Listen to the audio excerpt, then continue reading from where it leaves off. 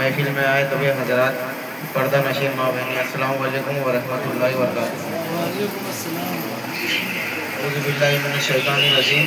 बिस्मिल्लाहिर रहमानिर रहीम। नहमदुहु व नुसल्ली अला रसूलिल करीम। अम्मा बाद, औज़ु बिल्लाहि मिनश शैतानिर रजीम। बिस्मिल्लाहिर रहमानिर रहीम। अल्लाहुम्मा सल्लि अला मुहम्मदिन व अला आलि मुहम्मदिन कमा तुहिब्बु व तर्दा अन तुसल्ली अलैहि। सलातुम व सलामुन अलैका या रसूलल्लाह या हबीबल्लाह या नबी अल्लाह सल्लल्लाहु तआला अलैहि वसल्लम। आप सबसे भी गुजारिश है, एक बार झूम झूम कर दुरूद पाक का नजराना पेश करें।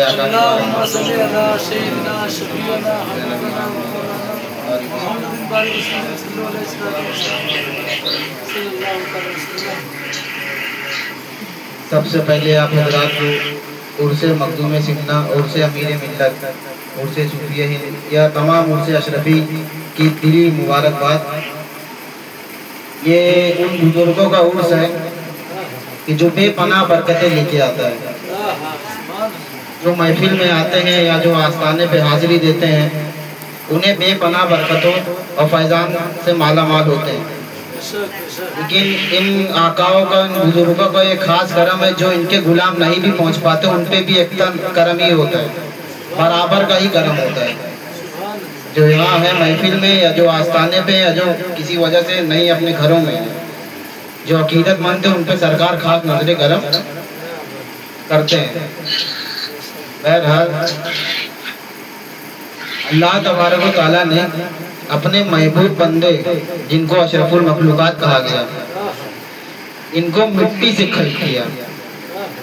किससे? मिट्टी से।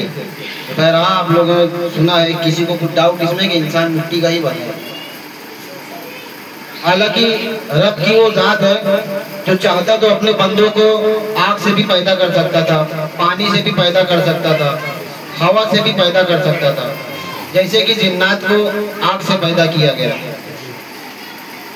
पानी से भी कुछ मखलूकात को पैदा किया गया जो समुद्री की गहराइयों में मिलती है। उसी तरह इंसान को भी अगर अल्लाह तबारक व तआला चाहता तो मिट्टी से ही ना पैदा करता। हालांकि इसमें इस इंसानी पुतले को बनाने में सिर्फ मिट्टी का ही इस्तेमाल नहीं है, इसका खमीर तैयार करने के लिए पानी भी लगा, इसको तपाने के लिए इसमें आग भी लगी, तब जाके पुतला तैयार हुआ। तो मिट्टी से ही क्यों इंसान को बनाया गया, जबकि अल्लाह हर चीज पे कादिर है, किसी से भी बना सकता था।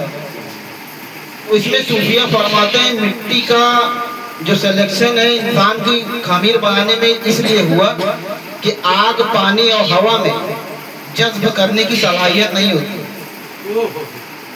आग, पानी, हवा ये जज्ब करने की सलाहियत नहीं रखती है। जैसे बारिश हो रही है, उदाहरण से समझिए, एग्जाम्पल से बारिश हो रही है, आप टॉर्च मारिए तो पानी को चीरते हुए रोशनी दूसरी तरफ जाती है।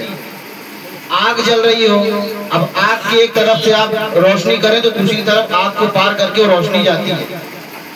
लेकिन मिट्टी जो ऐसी है, अभी जैसे इंसान खड़ा है, हम बैठे हैं, अभी सामने से आप हमारे टॉर्च नहीं, बड़ा वाला टॉर्च ले आइए, फोकस उस पर हमको मारिए तो पीछे रोशनी पार नहीं होगी, साया जाएगा उसका।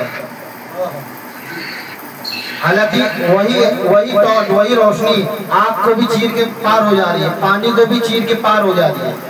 इसलिए अल्लाह ने अपने मखलूक, अपने बंदों का चयन जो किया मिट्टी से किया, ताकि इसमें जज्ब करने की सलाहियत रहे। क्योंकि हजरत आदम का जब पुतला बना तो उसमें नूरे मोहम्मदी को जज्ब होना था। अगर आग से आदम को बनाया जाता तो नूरे मोहम्मदी जज्ब ना हो पाती, पानी से बनाया जाता तो नूरे मोहम्मदी जज्ब ना हो पाती, हवा से बनाया जाता तो नूरे मोहम्मदी जज्ब ना हो पाती। इसीलिए मिट्टी का इस्तेमाल ही किया गया ताकि नूरे मोहम्मदी जज्ब हो और ये कयामत तक फैलती रहे। मिट्टी से चयन इसके लिए किया गया कि मिट्टी किसी भी चीज को जज्ब करके उसे आगे बढ़ाने का काम करती है। जैसे आग, पानी, हवा, इसको छेड़ा जाए तो ये नुकसानी देती है। आग अगर चिंगारी भी उसको छेड़ा जाए तो वो शोला बनने में बहुत टाइम नहीं लेती। लेकिन यही मिट्टी पे इंसान ट्रैक्टर चला रहा है, फावड़ा चला रहा है, खेती कर रहा है, दुनिया भर की मशीनें चला रहे, बड़ी से बड़ी मशीन बिल्डिंगें बना रहे तो कई फीट खोद दे रहा है, लेकिन जमीन को फर्क नहीं पड़ा, जमीन जज्ब कर रही है। मिट्टी से इंसान का चयन इसमें इसीलिए किया गया है कि मिट्टी में खाक सारी और इनके सारी होती है, इसलिए मिट्टी का चयन किया गया इंसान को बनाने के लिए। हम जितने भी औलिया इकराम इस दुनिया में तशरीफ लाए, वो सरकार गुल मियाँ की ज़ात हो, सरकार अमीर मिल्लत की ज़ात हो, सरकार मखदूम पाक की ज़ात हो, सरकार गौसे पाक की ज़ात हो, सरकार ख्वाजा गरीब नवाज सरकार की ज़ात हो, तमाम लोग मिट्टी से खल हुए, मिट्टी से आए और नूरे मोहम्मदी अपने अंदर जज्ब किया और लोगों को फैलाया। लेकिन इस दुनिया में वाहिद एक ऐसी ज़ात आई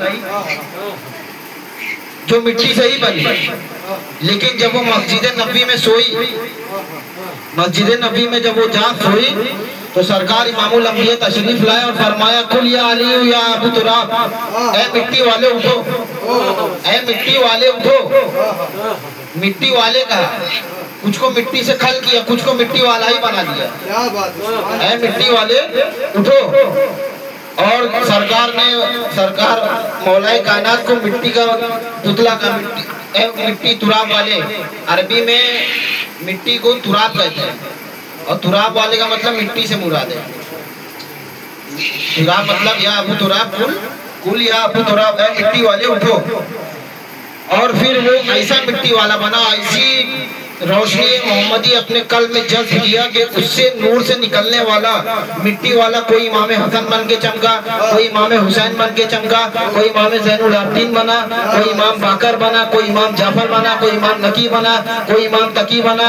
औलिया इकराम के सफ़ों में आए तो कोई बगदाद में गौसे जीला बन के चमका, कोई हिंदुस्तान की सरजमीन पे ख्वाजा गरीब नवाज बन के चमका, चौसा के सरजमीन पे चमका तो मखदूम सिमला बन के चमका, तेवा के सरजमीन में चमका तो हाजी वारिस बन के चमका, एक की चौसा में एक रोशनी निकली तो अमीर मिल्लत बन के चमकी, फिर अमीर मिल्लत के पुष्ट से जो रोशनी निकली वो तनवीर मिल्लत बन के चमका तो कोई सूफी हिंद बन के चमका। फिर उसी तुराब की जब एक नजर मुंबई की सरजमीन पे पड़ी तो कोई मखदूम माइमी बन के चमका, कोई हाजी वारिस बन के चमका, कोई हाजी अली बन के चमका, कोई मलंग शाह दूल्हा बन के चमका, कोई साबिर कलियरी बनकर चमका।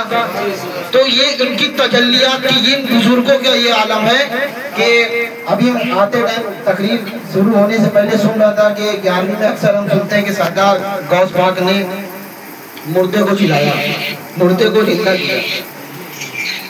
तो जो ये वली है जो गुलामों के गुलाम है, जब इनकी ये करामत है कि ठोकरों से मुर्दा जिंदा कर रहे हैं, तो जो मिट्टी वाला जो सरदार है उसका आलम क्या होगा। और सरकार गौसे पाक पे हमारे माँ बाप कुर्बान, हमारी इज्जत कुर्बान। अक्सर 11वीं में या सरकार गौस पाक से मुराद जो भी महफिल होती, इस करामत का जिक्र जरूर होता है कि आपने मुर्दे को जिलाया, मुर्दे को जिंदगी बख्शा। लेकिन यहाँ मैं एक सवाल करता हूँ, ये मुर्दा था कौन? वो मुर्दा जिसको आपने जिंदा किया उसके हाथ थे, पैर थे, पूरा इंसानी शरीर था, वो पहले जिंदा था, मौत हुई, फिर आपने जिलाया। यहाँ हम किसी बुजुर्ग से कंपेयर नहीं करेंगे। सरकार गौसे पाक बहुत बड़ी बात है, तमाम औलियाओं के कंधों पे आपका कदम है, वो चाहे कोई भी हो, मखदूम पाक हो, ख्वाजा पाक हो, अमीर पाक हो, सबकी गर्दनों पे आपका कदम। आपने जिंदे मुर्दे को जो मर गया था उसे दोबारा जिंदा किया। लेकिन अशरफियों, नाज करो अपने अशरफ पर, जो जिंदे को मुर्दा को वापस जिंदा करते उसे महबूबे सुबहानी कहते हैं, और जो मूर्ति में जान डाल दे उसे महबूबे अस्तानी कहते हैं। तबलीग के सफर के दौरान एक मुरीद का एक खूबसूरत मूर्ति पे दिल आ गया, तो मूर्ति थी, जिंदा नहीं था जो मरा, मूर्ति थी, उसमें पहले से भी जान थी ही नहीं। लेकिन जब देखे कि अब मुरीद जिद पकड़ लिया है तो आपने मूर्ति में जान डाल दी। तो जो जिंदा मर गया हो उसे जो जिंदा करे उसे महबूबे सुबहानी कहते हैं, और जो मूर्ति में जान डाल दे उसे महबूबे अस्तानी कहते हैं। तो ये ज़ाते पाक है मखदूम सिमना की। इसीलिए सरकार गरीब नवाज ने एक मकाम पे फरमाया था कि मेरे सिलसिले में एक ऐसा वली पैदा होगा जिसका नाम सैयद अशरफ जहांगीर होगा, वो मेरे सिलसिले को एक नौ उसर की जिंदगी देगा। उससे एक सिलसिला कायम होगा। सिलसिला चिश्तिया मखदूम पाक तक चला और मखदूम पाक से वही सिलसिला अशरफिया हो गया। और अहले सुन्नत वल जमात के वैसे तो 14 सलासिल है, लेकिन 14 सलासिल में वाहिद एक सिलसिला ऐसा है जो सिलसिला अशरफिया, कि जिसमें बंदा अगर मुरीद हो गया किसी भी सिलसिले में, किसी भी बुजुर्ग सिलसिला अशरफिया में, तो उसे तमाम सिलसिलों का फैज़ मिलता है। कादरी सिलसिले में मुरीद होने तो कादरी फैज़ मिलता है, चिश्ती में कोई मुरीद हुआ चिश्ती सिलसिले में तो चिश्ती फैज़ मिलता है। लेकिन सिलसिले अशरफिया में जो बंदा मुरीद हो जाता है उसे अल्लाह के तीनों महबूबों का करम और फैज़ मिलता है। अल्लाह के 3 महबूब हैं, तीनों का फैज़ सिलसिले अशरफिया पे है। सबसे पहले महबूबियत का दर्जा जिसे मिला वो सरकार गौसे पाक की जात, इनको महबूब सुबहानी कहा गया। दूसरा सरकार निजामुद्दीन औलिया की जात, जिन्हें महबूब इलाही कहा गया। और तीसरी मखदूम सिमना की जात, जिन्हें महबूब यज़दानी कहा गया। इन तीनों महबूबों का फैज़ सिलसिला अशरफिया में खाली देखने को मिलता है। सिर्फ सिलसिला अशरफिया वाहिद सिलसिला है कि तीनों महबूबों का फैज़ अपने मुरीदों को मिलता है। और थोड़ा सी मखदूम पाक की विलादत के वाक़ये से चलते हैं क्योंकि टाइम कम है। हजरत इब्राहिम कंदोजी जो सिमनान में जो मखदूम पाक का किला था, जो बादशाह का महल होता है, उसके इर्द गिर्द तवाफ करते करते एक रात खूब तेज से सदाएं लगा रहे हैं, बाअदब, होशियार, बेखबर, सुल्तान वक्त जहां मखदूम सिमना की आमद होने वाली है। तो ऐसे जोर जोर से जब सदा लगाए तो जो सिपाही होते हैं महलों के, वो तुरंत दौड़ के आए कि ऐसा क्या, क्योंकि सिक्योरिटी का भी मसला रहता है कि कोई अनजान आवाज महल में गूंज रही है तो कौन है। बात सदा बाहर लगा रहे हैं लेकिन उनकी जात महल के अंदर मौजूद है। जब सिपाही वहां तक दौड़े तो देखे वो महल में है ही नहीं, वो तो बाहर है। और यही सदा लगा रहे हैं, बाखबर, होशियार, सुल्तान जमा की आमद होने वाली है। और फिर ऐसा भी मकाम आया कि जब सरकार मखदूम पाक इस दुनिया में तशरीफ लाए, सुल्तान बन के ही आया। और 12 साल सिमनान की सल्तनत पे राज किया, 12 साल आपने सल्तनत को अंजाम दिया और 12 साल बाद वहीं से करके दुनिया के दीन इलाही के रास्ते में निकला। और दीन इलाही के रास्ते में 12 साल बाद जब ऐसी तबलीग की कि अल्लाह ने ये फरमाया कि सुल्तान सैयद अशरफ जहांगीर, तुमने 12 साल हुकूमत करके मेरे दीन के लिए तुमने अपने तर के दुनिया छोड़ दी, तो लिहाजा हम तुम्हें ऐसी सल्तनत देंगे जो कभी खत्म ही नहीं होगी। दोनों जहान की सल्तनत मखदूम पाक को मिली। 12 साल बाद आपने छोड़ी थी और 10 साल के लिए मखदूम पाक को पूरा इख्तियार मिल गया था दोनों आलम में। 14 तबक ऊपर, 14 तबक नीचे, 7 तबक ऊपर, 7 तबक नीचे, पूरा इख्तियार मखदूम सिमना की जात को मिला। ये हम कहते हैं ना कि अल्लाह के राह में एक दो तो अल्लाह 100 नेकी देता है। तो जो अल्लाह के राह में सल्तनत ठुकराता है तो उसे उससे बड़ी सल्तनत मिलती है। दुनिया की सल्तनत ठुकराई तो महबूबियत भी मिली, गौसियत भी मिली और दोनों आलम की सल्तनत भी मिली। सिमना का तख्त छोड़ के गौसुल वरा हुए, यूं सल्तनत के तख्त ने सुल्ता बना दिया। और सफ़े औलिया में कुछ सूफी फकीर ऐसे आए हैं कि किसी को अल्लाह ने हुस्न दिया, किसी को कमाल दिया, किसी को जमाल दिया, किसी को इल्म दिया, किसी को तसव्वुफ दिया, किसी को कुछ दिया,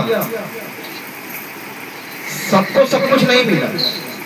कोई हुस्न जमाल वाला है, कोई सिर्फ जलाल वाला है, कोई सिर्फ जमाले वाला है कि लंगरे चल रहे हैं, और कोई जलाल वाला जैसे सरकार गौस पाक की जात जलाली बारगाह, सरकार मखदूम पाक की जात जलाली बारगाह। लेकिन वाहिद की चौचा की सरजमीन पे ऐसा वली पैदा हुआ, ऐसा वली पैदा हुआ ना जब उसने जमाल में भी किसी से कम नहीं, ना जलाल में किसी से कम नहीं, जिसका जमाल भी बेमिसाल, जिसका हुस्न भी बेमिसाल, जिसका इल्म भी बेमिसाल, ऐसी जात का नाम सरकार अमीर मिल्लत अमीरुल औलिया है। तकबीर, नारे रिसालत, नारे रिसालत, फैज़ाने मखदूम अशरफ, फैज़ाने मखदूम अशरफ, उर्से अमीरुल औलिया, उर्से बाबाए मिल्लत, उर्से सूफिए हिंद, सरकार सूफी सैयदना ताबे मिल्लत, एक नारा है दरी, नारे तकबीर, नारे रिसालत। क्या बात है, वाह वाह। अगर किसी को गौसे पाक का जलाल, मखदूम सिमना का जमाल, वारिसे पाक का प्यार क्या बात और तमाम बुजुर्गों की इनायत एक जगह देखना है तो सरकार अमीर मिल्लत की जात है। क्या बात, सरकार अमीर मिल्लत की वो जात है जो न हुस्नो जमाल में बेमिसाल, जलाल भी बेमिसाल, जमाल भी बेमिसाल, इल्म भी बेमिसाल, खाकसारी भी बेमिसाल, इंकिसारी भी बेमिसाल, तकवा भी बेमिसाल, और जब आपने गोशा नसीनी इख्तियार की तो आपकी गोशा नसीनी का भी जवाब नहीं, वो भी बेमिसाल। 40 साल आप गोशा नसीन रहे। वाक़िअ दवाना अल्हम्दुलिल्लाहि रब्बिल आलमीन। टाइम ज़्यादा हो गया, सलाम पढ़िए। ये थोड़ा और फातिहा का इंतजाम ऊपर ही रहेगा।